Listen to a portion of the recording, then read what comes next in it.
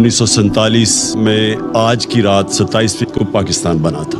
پہلے ہم سب کو سمجھنا چاہیے کہ ایک بہت بڑی خواب کا نام پاکستان تھا۔ یہ کوئی عام ملک نہیں بنا تھا، یہ واحد ملک بنا تھا اسلام کے نام پہ، اور اس میں ایک نعرہ تھا کہ پاکستان کا مطلب کیا، لا الہ الا اللہ۔ سارے بر صغیر کے مسلمانوں کی کوششوں سے، ان کی ووٹ سے پاکستان بنا تھا۔ جو آج 20 کروڑ لوگ ہندوستان میں ہیں، ان کے جو بڑے تھے ان کو پتا تھا کہ وہ پاکستان میں نہیں رہنا، اس کے باوجود انہوں نے اس خواب کے پیچھے ووٹ دی تھی پاکستان کو۔ تو یہ ایک علامہ اقبال کی جو خواب تھی وہ ہمیں سب کو سمجھنا چاہیے، کیونکہ جو ایک قوم اپنے نظریے کو کھو بیٹھتی ہے وہ قوم کا وجود ختم ہو جاتا ہے۔ تو ہمیں پہلے سمجھنا چاہیے کہ بہت بڑا پاکستان کا جو خواب تھا، ہمیں اپنے مقام کا سمجھنا چاہیے۔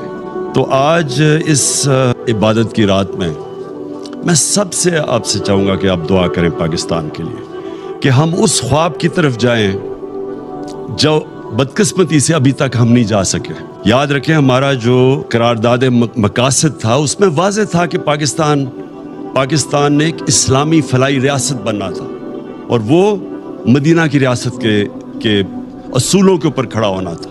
وہ جو تھی مدینہ کی ریاست، وہ ایک نبی صلی اللہ علیہ وسلم کی سنت تھی کہ اللہ نے ہمیں حکم دیا تھا کہ ان کے قدموں پہ، ان کے شریعہ پہ، ان کے راستے پہ چلو۔ تو مدینہ کی ریاست ان کی سنت تھی، اور وہ کیوں اللہ نے ہمیں حکم دیا تھا؟ کیونکہ وہ ریاست نے بنیاد رکھی تھی دنیا کی سب سے عظیم سویلائزیشن۔ مسلمان نے کئی 100 سال دنیا کی امامت کی، ہر طرح سائنسدان بھی ٹاپ مسلمان تھے، ہر کلچر میں، تہذیب میں سب سے آگے تھے۔ تو اس کی بنیاد رکھی گئی تھی مدینہ میں۔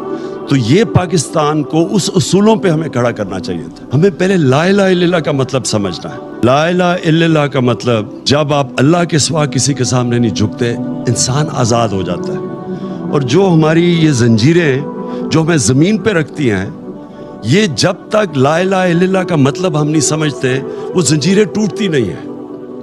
تو ایک انسان اپنے پورے مقام پہ نہیں پہنچ سکتا۔ سب سے بڑی زنجیر ہے خوف کی زنجیر، موت کا ڈر کہ جی مجھے کوئی ذلیل کر دے گا۔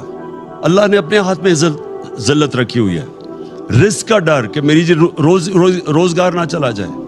یہ سارے وہ خوف ہیں جو انسان کی پرواز روکتے ہیں اوپر۔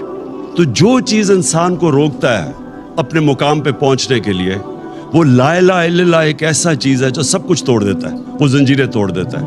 وہ جو ہم نے بننا تھا، اس راستے پہ ہم پھر واپس جائیں۔ جو ہم بدقسمتی سے اپنا راستہ کھو بیٹھے، اور ہم اپنے وہ جو پوٹینشل اللہ نے جو ہمیں طاقت دی ہوئی ہے، جب اس نے کہا میں تمہیں اشرف المخلوقات بنایا ہے، سب سے عظیم مخلوق، انسان فرشتوں سے بھی اوپر چلا جاتا ہے لیکن گرتا ہے تو جانوروں سے بھی نیچے چلا جاتا ہے۔ تو ہم کچھ بھی بن سکتے ہیں، ہم زمین پہ چونٹیوں کی طرح بھی جا سکتے ہیں، اور ہم پھر فرشتوں سے بھی اوپر جا سکتے ہیں۔ یہ ہمارے اوپر ہے، اور یہ تب ہم سمجھیں گے کہ ہم کتنا اوپر جا سکتے ہیں جب ہم لا الہ الا اللہ کا مطلب